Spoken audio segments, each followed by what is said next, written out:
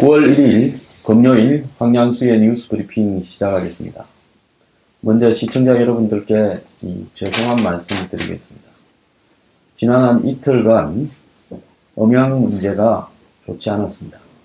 그동안 뉴스 브리핑에 음향에서 좀 문제가 있다, 때로는 화질에 좀 문제가 있다, 편집에 문제가 있다라는 소리들이 간간히 들려서 저희들 나름대로는 모처럼 큰 마음을 먹고 음향, 영상, 편집 시스템을 전부 다 바꾸는 과정에서 기계 조작이나 조율에 익숙치 못한 상황에서 그런 문제가 발생을 했습니다. 그래서 저희들도 어제 오늘 회원분 중에서 도와주신 분도 있고 또 여러가지 기술적 자문 등을 받고 전문가를 조치해서 나름대로 문제를 시정하려고 노력을 했습니다. 앞으로 점점 좋아질 거니까요. 그때까지 조금만 이렇게 참아주시기를 부탁드립니다.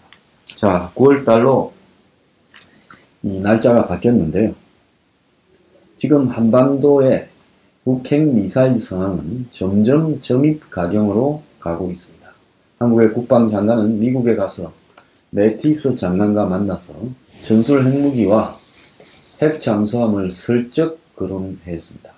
그 문제는 2부에서 다루겠지만은 뜬금없이 그렇게 이야기를 함으로써 도대체 이 정권이 북핵 미사일에 대한 해결 방법을 가지고 있는 것이냐, 아니면 북한이 원하는 대로 북미 간에 직접 대화에 나서고 한국은 그렇게 대화가 되도록 환경을 조성을 해주어서 평화라는 미명하에, 전쟁 반대라는 미명하에 결국은 미국과 북한이 평화협정을, 북한의 핵 보유를 인정하는 수준에서 맺고 북한의 600억 달러 전후의 거대한 돈을 주변 국가가 한국을 비롯해서 만들어주고, 그리고 최종적으로는 주한미군이 철수하는 이런 상황으로 가는 부분을 현 정권이 어느 정도 감수하려고 하는 거 아닌가. 그러면서 오히려 북한하고 미국이 만나는데 그 이전에 한국이 북한을 설득해서 그러한 환경을 조성해 주었다라는 생색을 내려고 그러는 게 아닌가라고 저는 최근에 좀 신념에 가까운 확신이 들고 있습니다.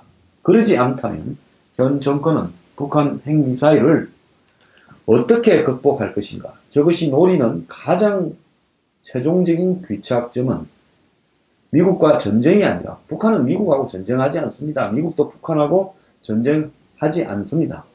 그러면 전쟁도 하지 않을 자들이 무엇 때문에 핵과 미사일을 만들어서 저렇게 전 세계를 오랫동안 협박을 하는가.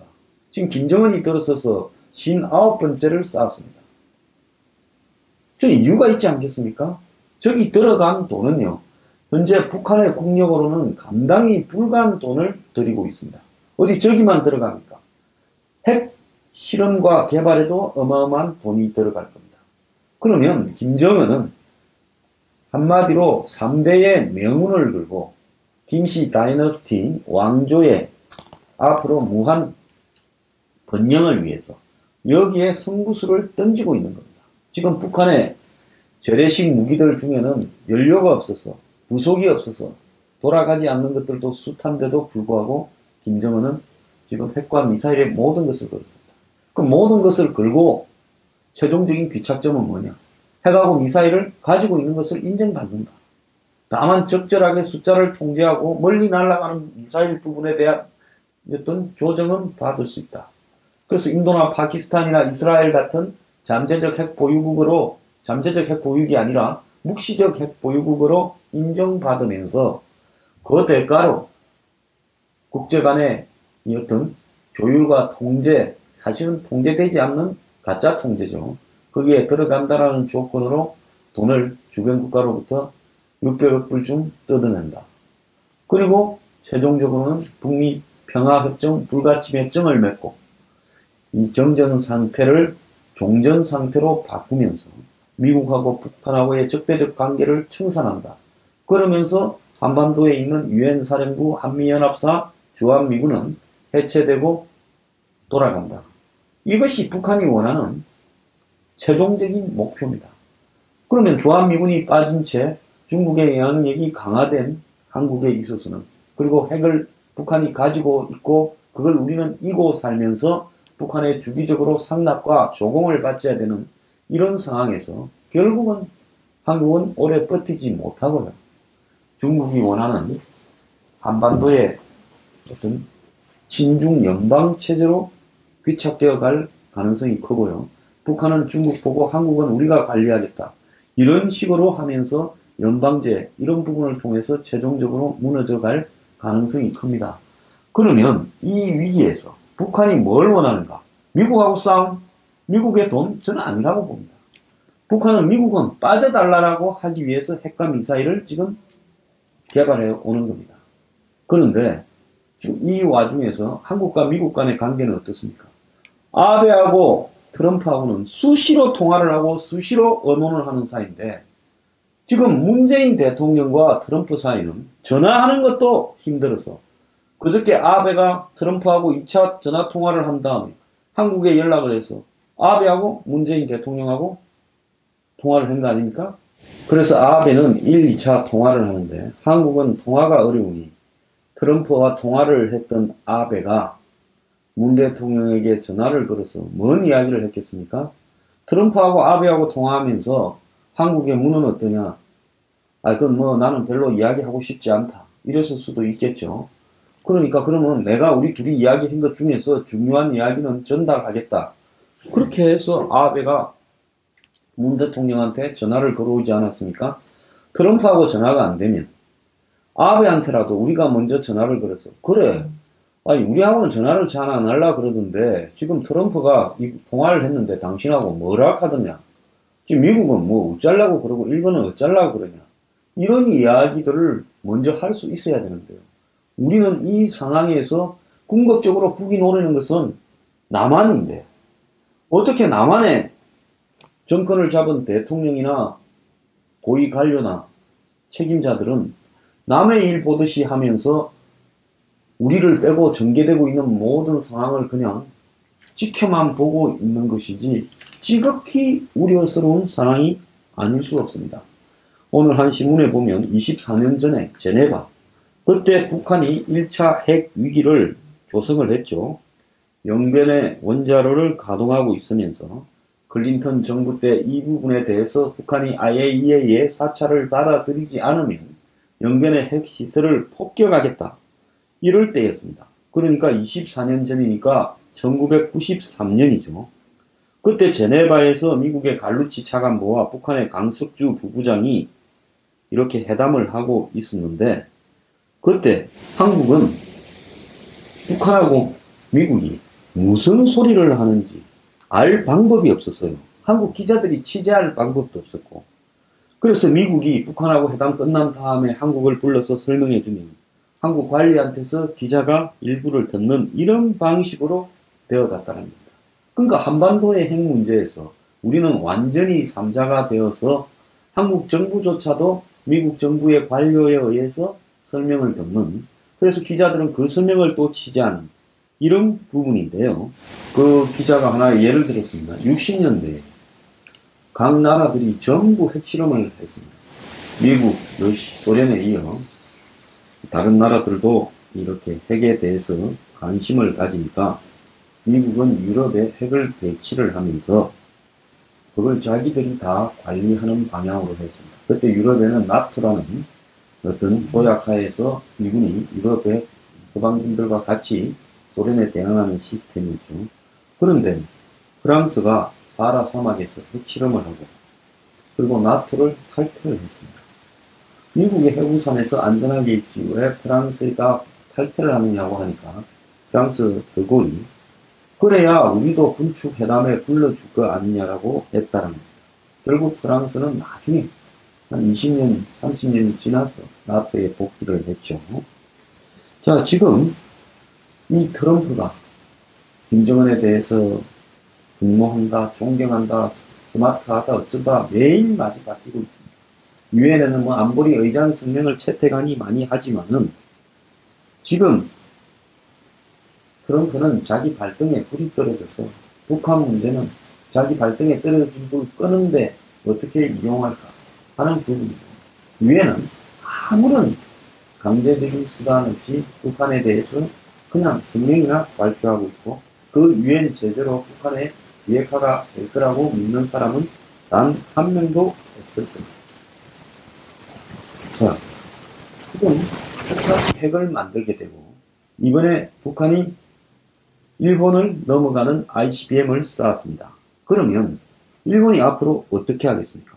일본의 아베는 지금 자신들이 마치 공격을 받은 양 비분간개하면서 이번에 북한의 미사일 발사에 대해서 민방위 훈련이나 경보 시스템 등을 이렇게 보였고, 얼마나 일본이 잘 대응하고 있는가. 앞으로 일본이 이 문제에 대해서 아베의 이 극우적 입장에서의 이 군비 강화, 그리고 일본의 자위대의 일본 군으로의 재편, 그리고 일본의 핵무장 등에 있어서 한마디로 미국과 테이블에 올려놓고 그 문제를 이야기를 할 겁니다. 이것이 중국이 가장 끓이는 부분입니다. 북한의 대부인 중국이 가장 끓이는 것은 일본의 핵무장, 그리고 군비 확충이고요. 한국도 그것을 따라가는 문제입니다. 자, 이런 상황 속에서 결국은 한국이 어떻게 해야 할 건가 하는 문제가 남아 있는데요. 미국이 북한에 거부하지 못할 제안을 내놓는 것을 막는 겁니다. 저는 이 북한의 핵과 미사일 문제를 해결하는 가장 좋은 방법은 장기적이고 지구적으로 북한의 핵과 미사일 문제를 끌고 가는 겁니다. 미국이 과거 소련과의 핵미사일 ICBM 경쟁에서 끝없는 무한 소모를 유도함으로써 소련 스스로 붕괴되도록 만들어서 동구권이 해체되었듯이, 우리의 가장 좋은 방법은 미국과 북한이 서로가 거부하지 못할 제안을 못하게 하도록, 그리고 현 상태를 지속적으로 밀고 나가도록, 그러면서 북한에 대한 제재와 압박은 계속하는 부분입니다. 자, 북한이 미국을 ICBM에 핵을 탑재해서 실제로 쏠 수 있다고 보십니까? 저는 못 쏜다고 봅니다. 쏘는 순간에 북한은 지도상에서 진짜 없어질 수 있습니다. 물론 우리도 타격을 보게 되겠죠. 그렇다고 미국이 거꾸로 북한이 그리 할 것 같아 핵과 미사일이 완성되었다고 북한을 먼저 때릴 수 있을 것 같습니까? 못할 거라고 저는 봅니다. 그렇다면 결국은 쌍방이 못하는 부분입니다. 그러면 북한이 핵과 ICBM을 완성하든 말든 한국은 미국을 보고 전략핵을 배치해달라, 한국에도 ICBM을 배치해달라고 이야기를 하고, 더 나아가서 한국의 독자 핵 개발을 공식적으로 요구를 하면서 이 상황을 지속시켜 가야 되는 겁니다. 그러면서 일본은 일본대로 독자적인 핵 개발이나 군비 확충에 들어가겠죠. 자, 이러면서 1년, 2년, 3년, 4년 버티어가는 겁니다. 현상 유지로서요. 근데 그 현상 유지라는 것은 북한에 대한 제재 압박과, 그리고 핵 대 핵, ICBM 대 ICBM의 압박이 있어야 되겠죠. 그래서 미국의 전략적 자산이라고 부르는 이 첨단 무기들이 더 많이 배치돼야 되고, 그러면서 서로 버티는 겁니다. 자, 여기에서 시간은 누구의 편이냐? 시간은 미국과 한국에 있다고 보고 있습니다. 왜 그러냐? 자, 김정은이 42km를 뛰어왔어요. 이제 스타디움 안으로 들어서서 195m만 더 뛰면 되는데, 다시 42.195를 더 뛰어라 그러면 쓰러져 버리죠. 자, 지금 북한을 뒤를 받쳐주고 있는 중국은요, 지금 중국 경제가 굉장히 안 좋아지고 있다는 것은 알만한 사람은 다 알고 있습니다. 자, 중국 경제가 조금 더 붕괴되어 갈 때 중국에도 권력 내부의 다툼이 심화되고 시진핑의 지위가 흔들릴 수 있을 겁니다. 그리고 김정은요, 지금 핵과 미사일로 북한의 이 국민들을 현혹시키고 있는데, 북한의 이 인민들이 언제까지 김정은에게 현혹되겠습니까? 아마 핵과 미사일을 가지고 곧 미국을 불러내서 항복을 시키겠다라고 큰소리치고 있을 건데, 그러든가 말든가 한번 해보자고 버티면요, 한국도 버텨야 됩니다. 그러면 지금 김정은은 있는 거 없는 거 다 틀어서 이까지 왔는데 여기서 이제 아무도 응해주지 않고 네가 가졌거나 말거나 우리는 끝없이 너를 제재하고 대안이 뭐니 필요 없다. 쏴하려면 쏴봐라고 가야 되는 겁니다. 이렇게 하게 되면 결국은 어느 시점에서 중국이 내부에서 흔들리면서 북한과의 관계에서 정리하자는 요구도 나올 거고 경제적으로 중국이 흔들리면서 현재 시진핑이나 공산당의 입지도 점점 약화되어 갈 거고 그 이후에 북한은 아마 여러 가지 경제적인 문제로 내부에서 불만들이 터져 나오면서 중국이 북한에 지원하는 부분이 줄어들게 된다면 북한 정권이 견디지 못하고 무너져 갈 수 있다는 겁니다. 이것이요, 잘 버티면 5년 안에 충분히 그렇게 될 수도 있다고 보고 있습니다. 그렇기 때문에 어설프게 협상이니 뭐니 할 게 아니라요. 지금은 북한이 핵을 갖다 놓으면 우리도 그런 전략 핵을 갖다 놓고 그리고 북한이 미사일을 완전히 개발했다 선언하면 우리도 ICBM을 갖다 놓는 겁니다. 똑같이 행동함으로써 중국이나 러시아가 너 왜 ICBM까지 하냐? 아니 쟤들도 만들어서 갖다 놨는데 우리도 갖다 놨다. 뭐가 잘못됐냐? 국제적으로 호소하는 거죠. 그래서 한번 해보자라고 딱 버텨야. 그리고 북한이 쏘면요, 미국도 군사적 행동, 즉 밀리터리 액션을 해서, 밀리터리 어태크가 아니라 밀리터리 액션을 해서 미국도 동해상에서요 서해로 쏘는 겁니다. 똑같이 해줘야 돼요. 그래서 북한이 뭐 견디다 못해서 재래식 도발을 부분적으로 국지적으로 한다면 우린 그걸 감당하면서 똑같이 해줘야 되는 겁니다. 그렇게 버텨나가야 결국은 궁극적으로 이 싸움에서 이길 수 있지.